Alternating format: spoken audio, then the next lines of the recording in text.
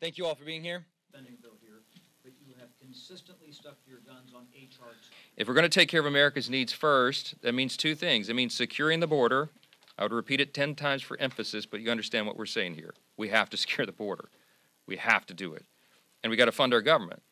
And so this week we're working very hard to do both of those things. We're trying to urge the president to use his executive authority to do something meaningful to stop the hemorrhaging at the border, stop the flow, reduce the flow. We documented 64 specific actions beginning on the day he took the office of executive orders and agency orders and actions that opened that border wide and created this chaos. And everybody in America knows it. Everybody knows the president has authority to do something, and he won't. And I cannot understand why he won't. So I pleaded with him to do that. Meanwhile, we're getting the funding, government funding piece done as well. And the side-by-side image of these two presidents could not be a greater contrast. One president was building a wall, President Trump. He was cracking down on those trying to cross the border illegally. He was supporting our CBP agents. He used his executive authority to stop illegal immigration. And the current president, Biden, is doing exactly the opposite of all those things. He stopped construction on the wall. He halted deportations. He ceded operational control to the cartels and the traffickers. And he did everything he could to incentivize illegal immigration. Long story short, one president showed strength and the other showed weakness. I mean, that's just what it is. One president stood for control, the other stood for chaos at the border. It doesn't matter to me what you call the legislation. H.R. 2 was the measure that we passed, 11 months ago, right? It's the components of H.R. 2 that matter. If the president, for example, announces today, which we don't expect, that he'll take some sort of executive action, and he says, hey, I'm going to do a little bit on the asylum reform, that is not going to solve the problem. The reason the components of H.R. 2 are so important is because they're like interlocking pieces. You need multiple pieces of this, or you will not stop the flow. The answer is simple. You reinstate Remain in Mexico. That alone would reduce the flow by 70%. That's their estimate. I told the president that at the White House again.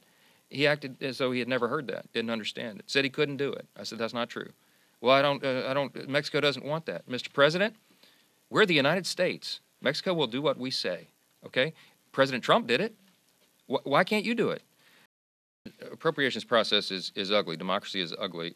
This is the way it works every year, always has, except that we've instituted some new innovations. We broke the omnibus fever, right? That's how Washington has been run for years. We're trying to turn the aircraft carrier back to real budgeting and spending reform. This was an important thing, to break it up into smaller pieces. It's been a long road to get here. This is a bipartisan agreement in the end, but it sticks to the numbers, the agreement on spending. It does not go above that. It will increase a bit, defense spending, but there will be real cuts to non-defense discretionary spending, because that's what was agreed upon and that's what we're going to adhere to. The House is actively considering options on a path forward, but our first responsibility is to fund the government. And our primary overriding responsibility has been for the last 3 years is to secure the border. And so we're getting the government funding done, and then we're going to turn to these other priorities. We can walk and chew gum at the same time.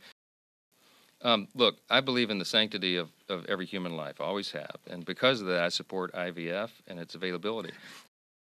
It needs to be readily available. It needs to be something that every American supports, and it needs to be handled in an ethical manner.